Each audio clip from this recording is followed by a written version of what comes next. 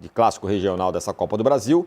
Mas a questão é fora de campo, Mauro, porque o Vasco está tentando aprovar aí um empréstimo de 150 milhões com a turma do Lamáquia, marido da Leila, e o enteado da Leila, né? Um empréstimo de 150 milhões, que ainda está em questões na justiça, a justiça não está aprovando e tudo mais.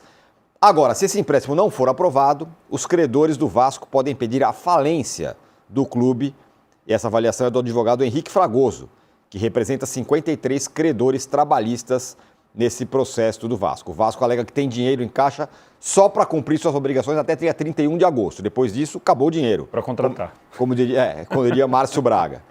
Acabou o dinheiro, não tem mais dinheiro. E a partir de setembro ele dependeria de novos recursos para honrar os seus compromissos. Tá aí esse rolo. Já que estamos falando do Santos, que está tentando fazer uma outra loucura, tem também o Vasco nessa. Eu acho que assim, muito pouca gente está atento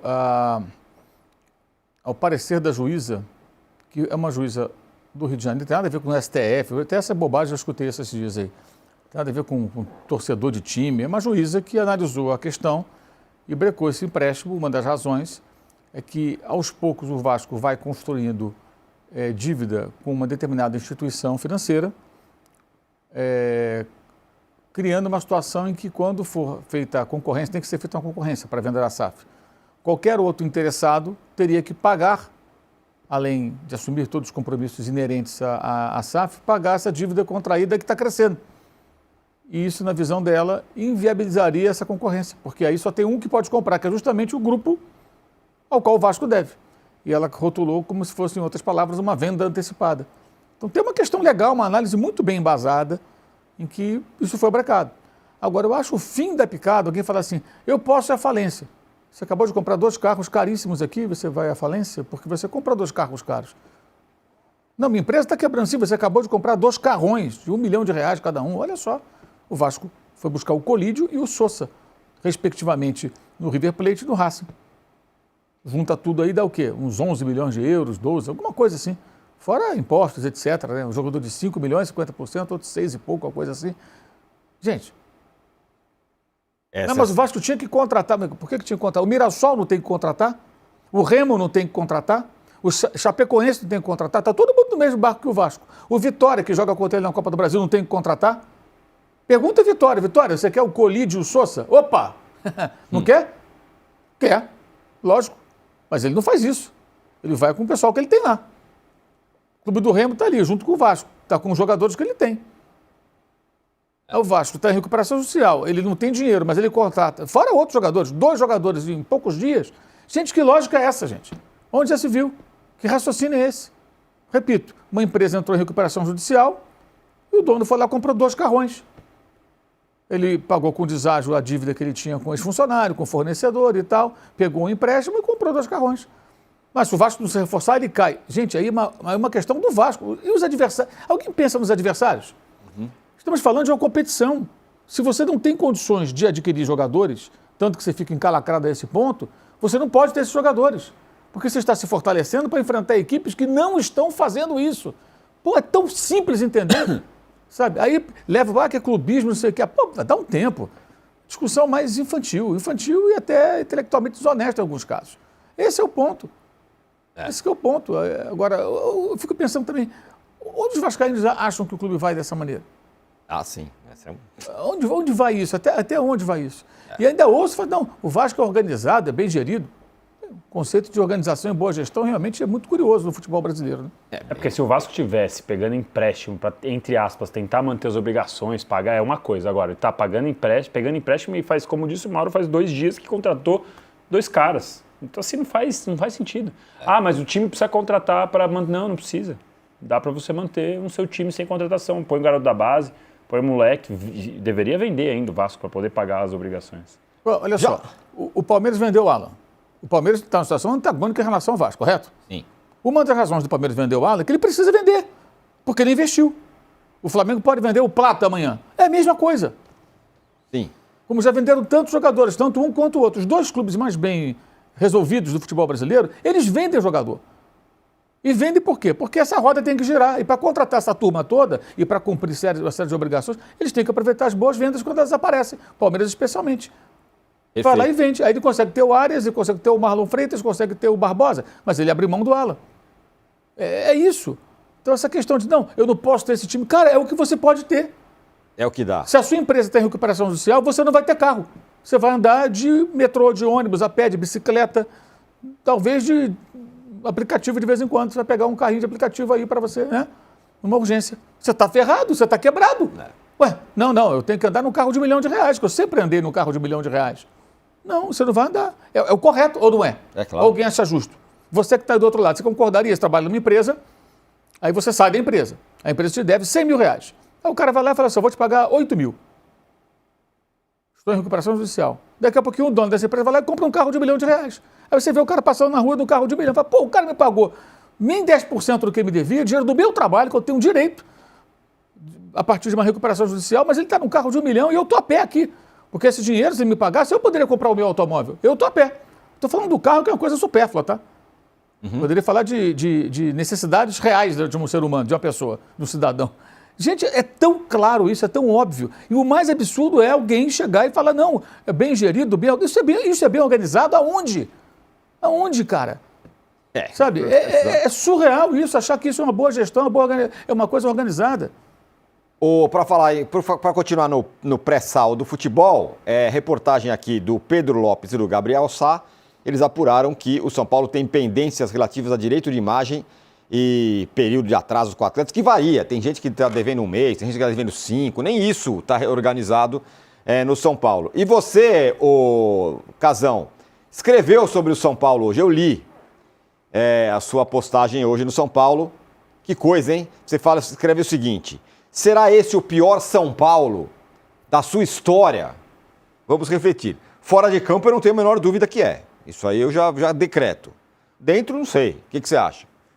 Então, eu fiz uma visão do São Paulo a partir do ponto que eu comecei a ver futebol. 1970, né? A primeira vez que eu vi futebol foi a Copa de 70. Então, dali em diante, depois da Copa de 70, meu pai começou a me levar nos estádios. E eu comecei a ver futebol. Eu falei num vídeo que eu tenho que eu só conhecia jogadores e clubes e uniformes através do jogo de botão. Eu conhecia todos os jogadores, porque meu pai me dava jogo de botão, eu juntava figurinha, então eu conhecia os caras, mas não tinha visto. Então, 70 para frente. Em 70 e 71, o São Paulo foi bicampeão paulista. Em 71, ele foi vice-brasileiro. Em 73, ele foi vice-brasileiro. E daí em diante, depois que o Morumbi foi construído, né, já estava quase, já praticamente pronto, o São Paulo ficou muito tempo sem vencer, porque estava investindo no Morumbi, depois começou a investir no time, o São Paulo foi revelando grandes jogadores e contratando precisamente jogadores. Eu dei um exemplo da Ponte Preta no começo dos anos 70. O São Paulo foi lá buscar o Nelson, que é o Nelsinho Batista, o Valdir Pérez, o Samuel, o Teodoro e o Chicão. Em 2 anos ele pegou metade do time da Ponte Preta. Porque precisava de volante, precisava de zagueiro, o Jurandir já estava parando, né? O Roberto Dias também, já estava entrando o Arlindo. Então ele foi renovando. Isso aí foi campeão brasileiro em 77, 75 paulista, e foi ganhando títulos e revelando. Teve os menudos, né? Contratou o Careca, o Renato e o Pita. O Dario já estava lá. E aí já tinha Oscar, mas subiu Silas, Miller, enfim. Depois teve a fase do Raí, Cafu, e até ganhar a última Libertadores e o último Mundial. Beleza. De uma década e pouquinho para cá, ele parou de revelar grandes jogadores, ele parou de contratar pontualmente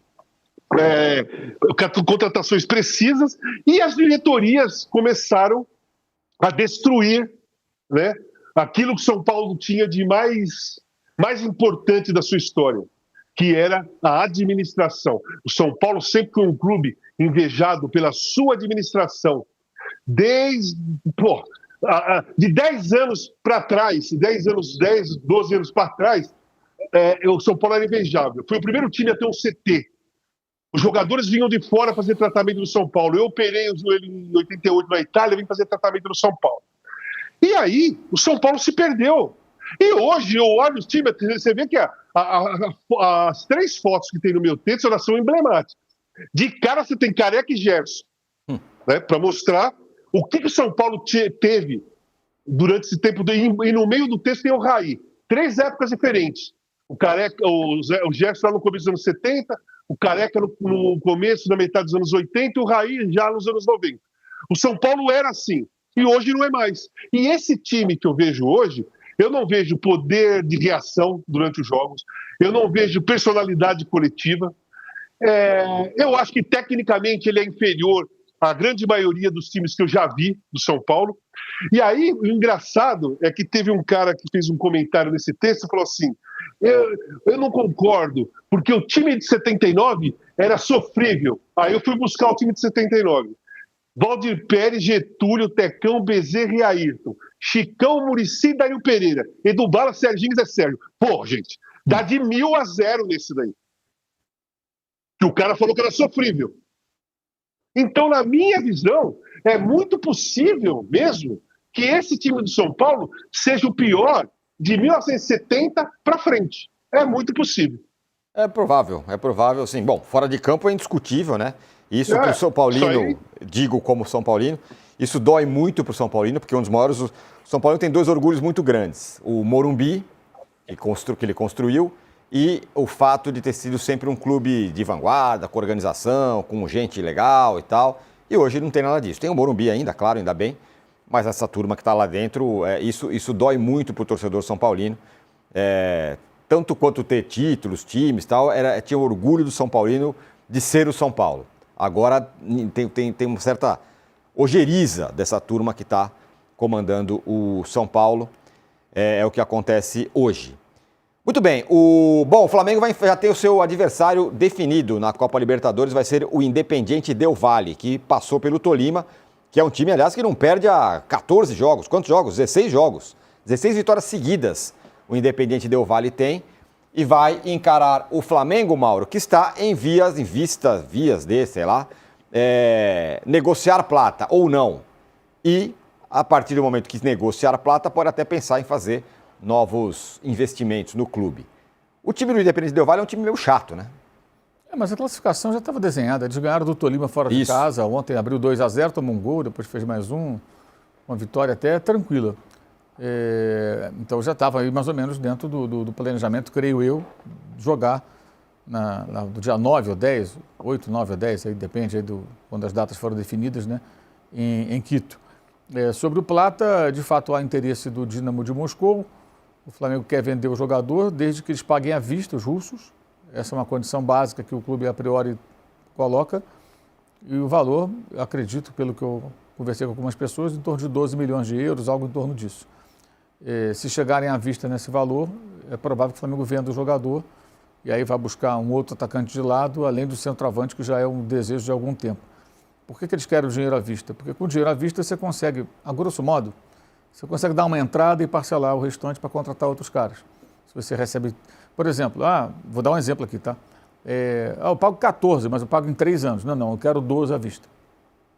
É isso, porque com o dinheiro na mão você consegue. E eu acho que também rola uma certa questão com russos, né? Como foi com o Zenit quando o Gerson foi embora, que foi à vista. Enfim, o mercado russo é um mercado diferentão, né? Eles não jogam contra times de outros países, questão da guerra, tudo futebol meio à parte.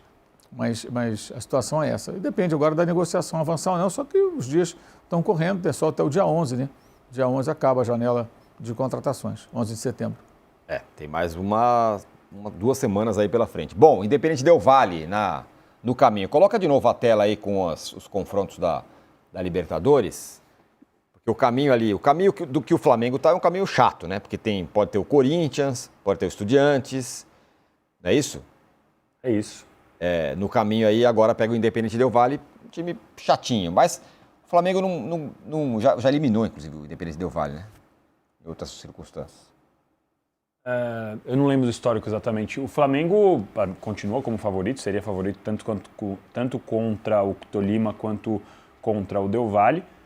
Mas claro que entre os dois era melhor se pudesse escolher pegar o Tolima. Veio o Del Valle, mas ainda acho que o Flamengo é favorito. Tem sempre a questão de você ter que jogar um pouco numa altitude, que não é a pior altitude possível, mas é uma altitude a do Del Valle. Mas ainda vejo o Flamengo como favorito desse lado da chave.